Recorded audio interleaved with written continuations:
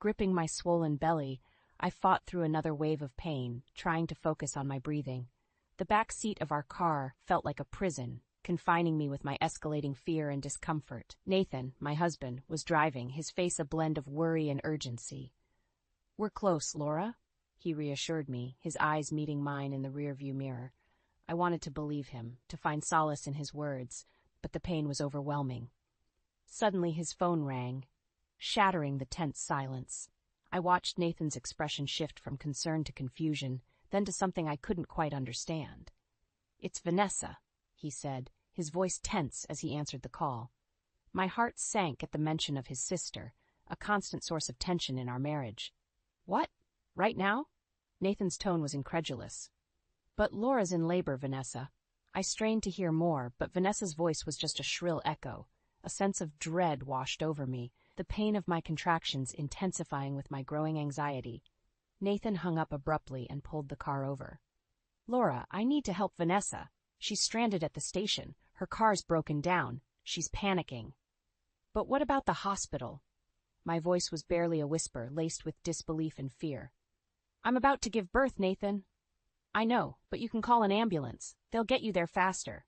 Vanessa's alone and she's freaking out," he insisted. I couldn't believe what I was hearing. Was he seriously choosing Vanessa over me, over our unborn child, at a moment like this? "Nathan, please."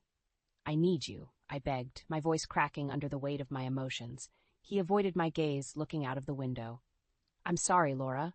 I have to do this. Just call 911, okay? They'll take care of you." With shaky hands, I dialed the emergency number as he helped me out of the car. The cold air hit me, and I felt a chilling sense of abandonment. Watching Nathan drive away, I was alone, the ambulance's distant siren the only sign of incoming help. Tears mixed with the pain of my contractions, but it was the sting of betrayal that cut the deepest. How could he choose Vanessa over us at such a critical time? Lying in the ambulance, my mind raced with hurt and disbelief. The paramedics' voices faded into the background as I tried to comprehend Nathan's decision. He had left me at my most vulnerable for his sister. As the hospital came into view, one thing became clear. Something fundamental in our marriage had shifted. The pain of betrayal was as sharp as the labor pains, marking the start of a journey I never expected to take. Lying in the hospital bed, cradling my newborn son, I should have been overwhelmed with joy. But the memory of Nathan's betrayal lingered like a dark cloud. Holding my baby, I couldn't help but reflect on the past, the signs I had ignored about Nathan and his family, particularly Vanessa. Vanessa had always been the center of attention in their family. I remember our wedding day vividly. It was supposed to be the happiest day of my life, but Vanessa managed to turn it into a spectacle about herself. She arrived in a flamboyant white dress, stealing the spotlight, her smug smile indicating she relished every moment of it. "Isn't white usually reserved for the bride?" I had whispered to Nathan, trying to hide my irritation. Nathan had just shrugged, a passive response that had become all too familiar. "That's just how Vanessa is. Don't let it get to you." But it did get to me. Her behavior at our wedding was just a preview of the years to come. Whenever there was an opportunity to overshadow or undermine me, Vanessa seized it, with Nathan either oblivious or indifferent. I thought back to the countless family dinners where Vanessa would dominate the conversation, turning every topic back to herself. Nathan's parents watched passively, never intervening. I used to wonder if they were intimidated by her or simply chose to turn a blind eye. "Vanessa, maybe Laura has something she'd like to share," I once suggested during a dinner where Vanessa was ranting about her latest job drama. Vanessa had shot me a withering look. "Oh, please. What could possibly be more interesting than my disastrous day?" Nathan had chuckled, dismissing my attempt to redirect the conversation. "Let her talk, Laura. You know how she loves the drama." I used to think Nathan was just being a protective brother, but as time went on, his lack of support became more apparent. It wasn't just about being protective, it was about choosing Vanessa over me, every time. Now, as I looked down at my son, I realized how much I had tolerated, all in the name of keeping peace. Nathan's abandonment at the hospital was not just a singular act of betrayal, it was the culmination of years of being second to his sister. A knock on the hospital room door snapped me back to the present. It was my parents, their faces etched with concern and love. As they cooed over their grandson, I felt a surge of strength. I wasn't alone. I had my son, and I had my family who truly cared. "This is just the beginning, Laura," my dad said, his hand gently squeezing mine. "You're stronger than you know."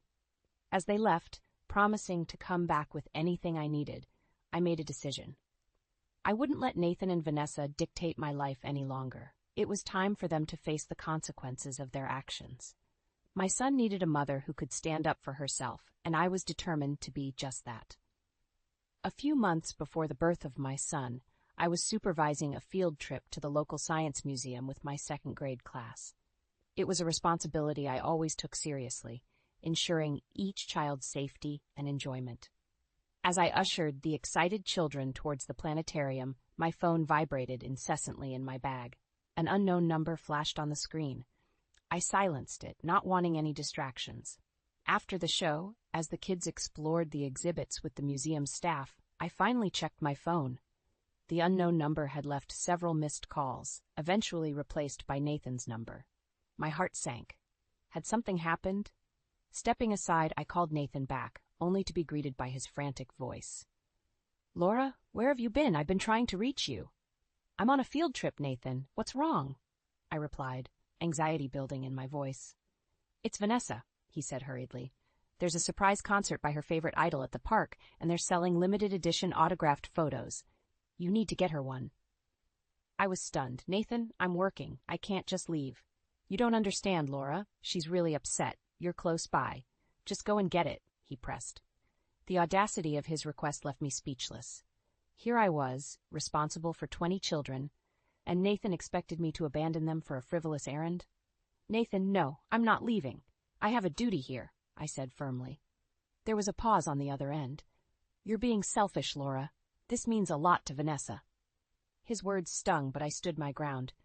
"No, Nathan, my students come first." He hung up abruptly, his last words echoing in my mind. The rest of the field trip passed in a blur. I was there physically, but mentally I was grappling with the realization of how little Nathan respected my career and responsibilities. When I returned home, the house was eerily silent. Nathan was nowhere to be found. There was a note on the kitchen table, "Gone to my parents' house." That night, as I lay in bed, alone, my mind raced. Nathan's demand was not just unreasonable, it was disrespectful. It was a clear message that Vanessa's whims were more important than my professional obligations. That incident was a turning point for me, a moment when the veil lifted, and I saw Nathan's true priorities. As I drifted off to sleep, I knew things had to change. I couldn't continue living in the shadow of Vanessa's needs and Nathan's inability to see beyond them. I had to stand up for myself, for my dignity. Little did I know that this resolve would soon be tested in the most unimaginable way. The confrontation at Nathan's parents' house a few weeks later marked the tipping point for me. I had walked the 15 minutes there, still processing Nathan's abrupt departure from our home. As I entered, the atmosphere was thick with tension. Nathan, Vanessa, and their parents were all there, their expressions ranging from apologetic to expectant. Nathan was the first to break the silence. "Laura, you need to apologize to Vanessa." I was taken aback. "Apologize? For what?" Vanessa's voice was sharp, laced with self-pity. "Because of your selfishness, I missed out on the limited edition autographed photo. Do you have any idea how important that was to me?" I stared at her in disbelief.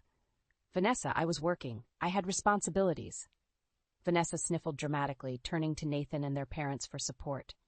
"See? She doesn't even care. She ruined my day." Nathan's mother chimed in softly. "Laura, maybe you could just apologize to keep the peace." I felt a surge of frustration. This wasn't about keeping the peace. It was about constantly catering to Vanessa's unreasonable demands. Before I could respond, Vanessa thrust her phone at me, displaying a listing on a flea market app. "Fine, then buy this for me. It's the same photo, only $300. I was stunned. $300 for a photo? Just because I didn't abandon my job for her whims? Nathan nudged me. "Just do it, Laura. It'll make things right." That moment, something inside me snapped. The years of being overshadowed, of having my feelings and career disregarded, boiled to the surface. "No, Nathan, I won't do it," I said, my voice steady despite the anger coursing through me. Vanessa gasped. "But you owe me." I owe you nothing. I've put up with this far too long, I declared, turning to Nathan. And you're supposed to be my partner, but all you ever do is put Vanessa first. Where does that leave me? Where does that leave us? Nathan looked stunned, a mix of confusion and defensiveness in his eyes. But she's my sister. That's no excuse, I cut him off. Your sister, your family's antics. I'm done being a part of this drama. With that, I walked out, leaving them in stunned silence. The cool evening air felt refreshing against my flushed cheeks. It was a walk of defiance, a statement that I was no longer going to be a pawn in their dysfunctional family dynamic.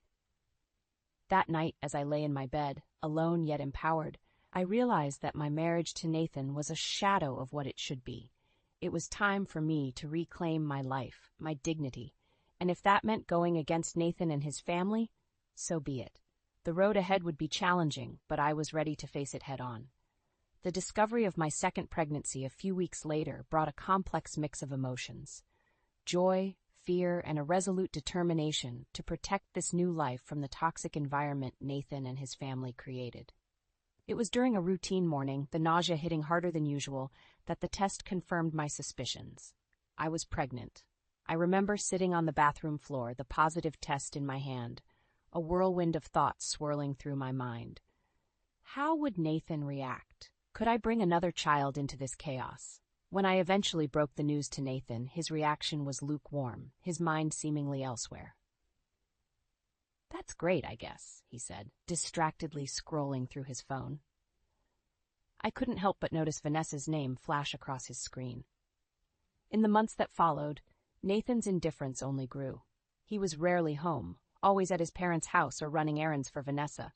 I was left alone, wrestling with the reality of my situation. One evening, as I sat in the living room, surrounded by pregnancy books and ultrasound pictures, Nathan walked in, his expression tense. "We need to talk," he said, sitting across from me. I braced myself, sensing the seriousness in his tone. "What is it?" "It's about the baby," he began, avoiding eye contact. "Vanessa thinks we should move in with my parents, for extra help." I stared at him, incredulous. "Move in with your parents?" "Nathan, this is our family. We should be making decisions together, not based on what Vanessa wants." Nathan sighed, a hint of frustration in his voice. "You just don't understand, Laura. Vanessa knows best. She's been through a lot." "That's not a good enough reason," I argued. "Our child needs a stable environment, not more of Vanessa's drama." Nathan stood up, his frustration boiling over. "You're being unreasonable, Laura. Vanessa is just trying to help." I shook my head, a sad realization dawning on me. "No, Nathan. You're the one being unreasonable. You're so caught up in Vanessa's world that you can't see what's right in front of you." He didn't respond, storming out of the room instead.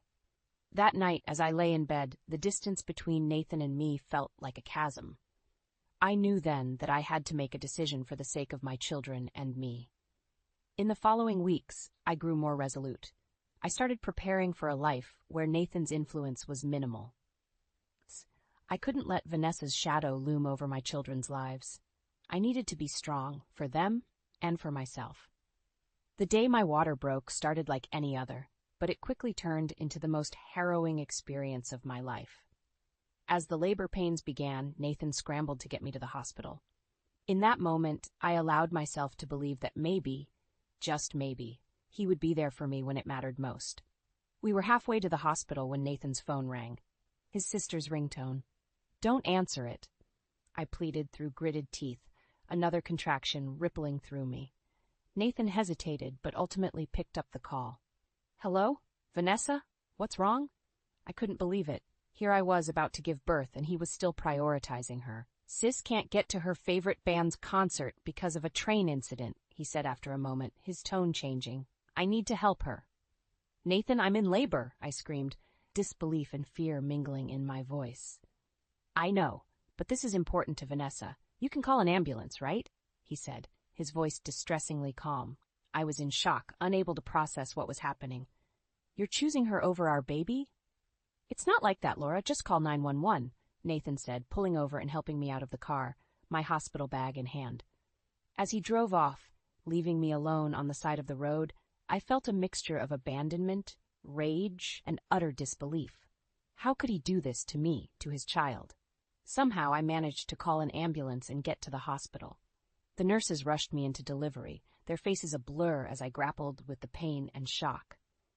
Hours later, I held my newborn son, a beautiful, innocent life, unaware of the drama surrounding his arrival. As I looked down at him, my heart swelled with love and a fierce protective instinct. Nathan's betrayal was unforgivable, a clear sign that he would always choose Vanessa over our family. As I lay in the hospital bed, a plan began to form in my mind. Nathan and Vanessa would not get away with this. They needed to face consequences for their actions. I would make sure of it.